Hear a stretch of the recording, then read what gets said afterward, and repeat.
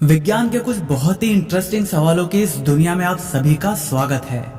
Fact number 1, अंडे तो आप में से बहुत से लोगों ने कभी ना कभी बॉईल जरूर किया होगा, लेकिन क्या कभी आपने ये सोचा है कि क्या हम इस बॉईल हुए अंडे को दोबारा अनबॉईल कर सकते हैं?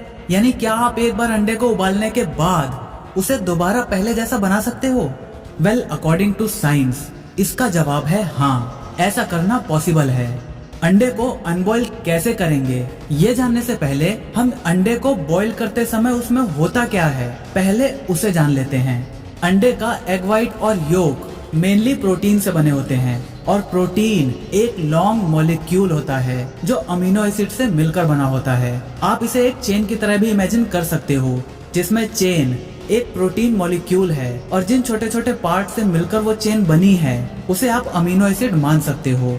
जब प्रोटीन वाटर के अंदर होता है तो ये सारी चेन्स अलग अलग एक बंडल की तरह अलग अलग रहती हैं, और जब आप अंडे को बॉईल करना स्टार्ट करते हो तो ये सारे बंडल एनर्जी की वजह से वाइब्रेट होना शुरू कर देते हैं और ये चेन्स खुलना स्टार्ट हो जाती हैं, जिसे डीनेचरिंग कहते हैं। और खुलने की वजह से ये चेन्स आपस में एक मैश बना लेती हैं और इस तरह बहुत सारी एनर्जी एब्जॉर्ब करने के बाद अंडे के अंदर का वो फ्लूइड एक सॉलिड स्ट्रक्चर बना लेता है। अब अंडे को अनबॉईल करने का मतलब है कि वो जो प्रोटीन की चेन्स खुलने की वजह से जो मैश बना है, हमें उस मैश को दोबारा सेपरेट करके अलग अलग बंडल्स की फॉर्म में बना देना है। और ऐसा करने के लिए इस्तेमाल किया जाता है यूरिया का। यूरिया सॉल्यूशन इन चेन्स को अलग अलग कर देता है और इन चेन्स की एक बहुत ही खास बात ये है कि जैसे ही आप इसे अलग करते हो, ये दोबारा नेचुरली फोल्ड होकर अपने आप ही अपना बंडल बनाना शुरू कर देता है। तो अब अगली बार अगर आपसे कोई पूछे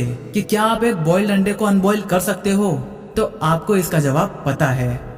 फैक्ट नंबर 2, क्या आपने कभी सांस रोकने की कोशिश करी है और क्या आपने कभी नोट किया है कि आप कितनी देर तक इसे कर पाए हो? वेल, अगर आपने ऐसा नहीं किया तो मेरी पर्सनल एडवाइस यही है कि आप इसे कभी भी ट्राई मत करना, क्योंकि ऑक्सीजन की कमी सबसे पहले आपके दिमाग पे होती है और अगर आपके ब्रेन को 30 से 180 सेकंड तक ऑक्सीजन ना मिले तो आपकी कॉन्शियसनेस धीरे धीरे कम होने लगेगी। लगभग 1 मिनट बाद ऑक्सीजन ना मिलने की वजह से आपके ब्रेन सेल्स डिस्ट्रॉय होना शुरू हो जाएंगे और 3 मिनट बाद आपके दिमाग के डैमेज होने की प्रोबेबिलिटी सबसे ज्यादा हो जाएगी और 5 मिनट बाद आपकी मौत हो सकती है। और दुनिया का कोई भी इंसान हो, उसने चाहे कितनी भी प्रैक्टिस क्यों न कर रखी हो, इस धरती का कोई भी इंसान 15 मिनट से ज्यादा अपनी सांस को नहीं रोक सकता। फैक्ट नंबर 3, आपकी बॉडी की एनर्जी का 20% अकेले आपका दिमाग इस्तेमाल कर लेता है। इसीलिए आपने कभी नोटिस किया होगा कि अगर आपकी बॉडी में एनर्जी की कमी होती है तो इसका असर आपको सबसे पहले अपने दिमाग में देखने को मिलता है।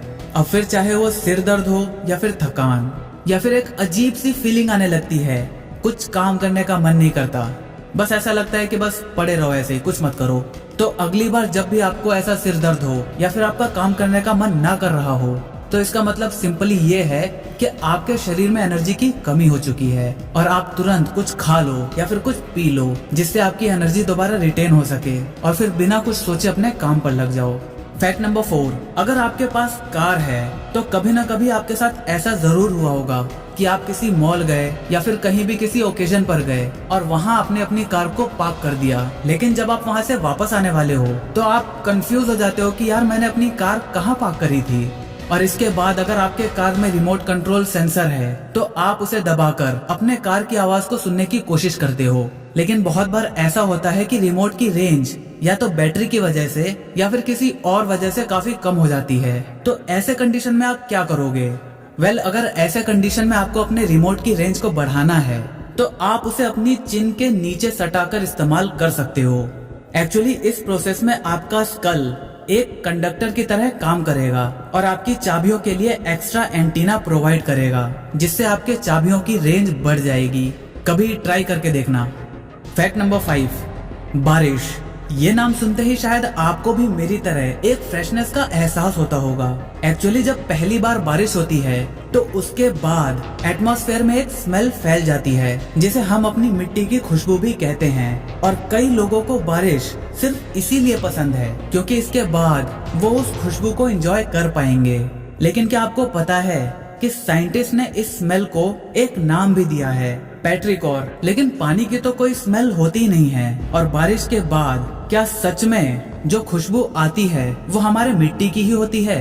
एक्चुअली ये खुशबू मेनली 3 चीजों की वजह से आती है।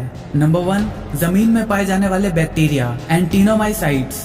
ये सूखी मिट्टी में पोर्स बना देते हैं और जब बारिश होती है तो ये पोर्स पानी से डिस्प्लेस हो जाते हैं और हवा में मिल जाते हैं और इस तरह हम इन्हें स्मेल कर पाते हैं।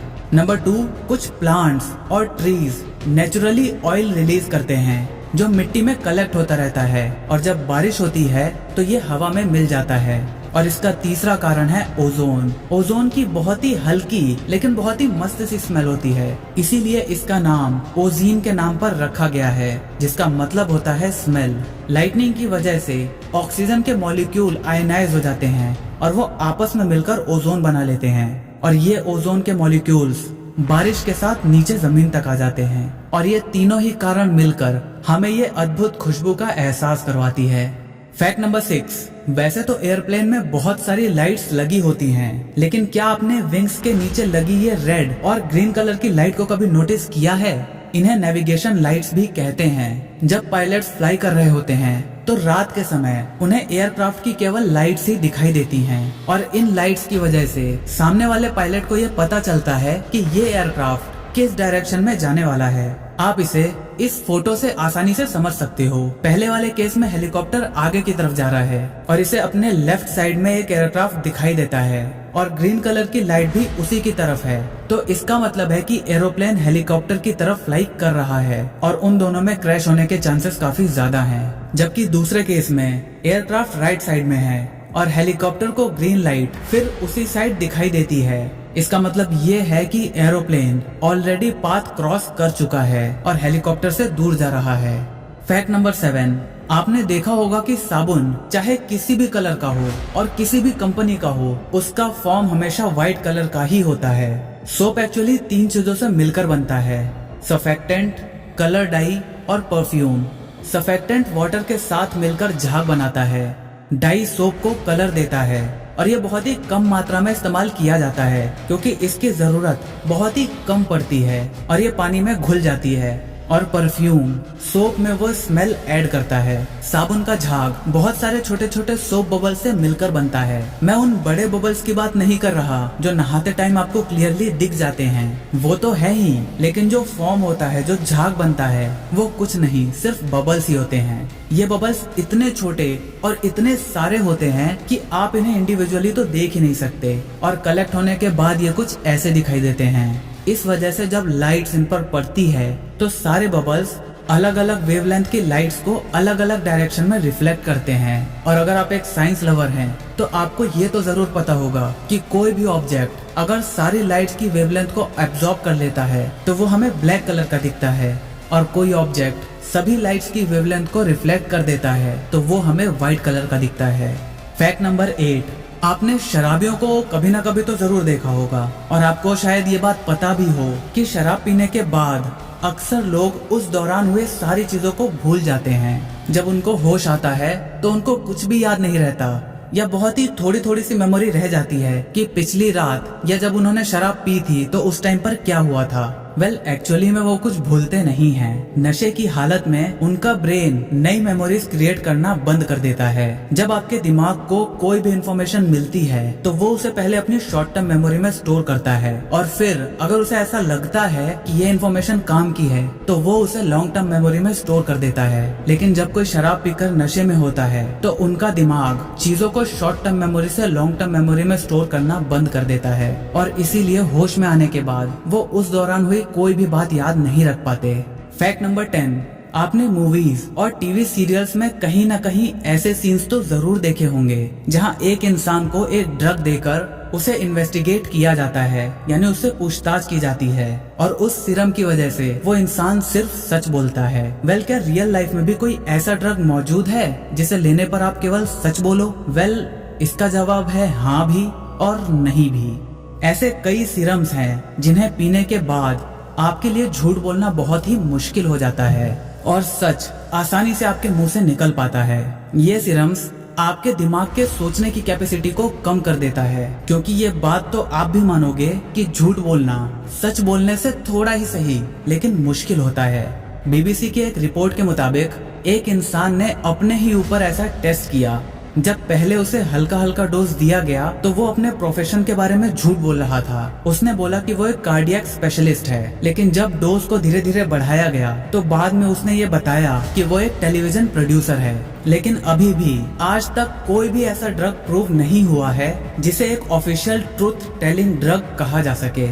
इसीलिए वेस्टर्न कंट्रीज ने इन्हें आज तक लीगल इन्वेस्टिगेट टूल मानने से इनकार कर दिया है। लेकिन भारत में रॉ और दूसरी कुछ सीक्रेट एजेंसीज शायद इन सीरम्स का इस्तेमाल करती हैं।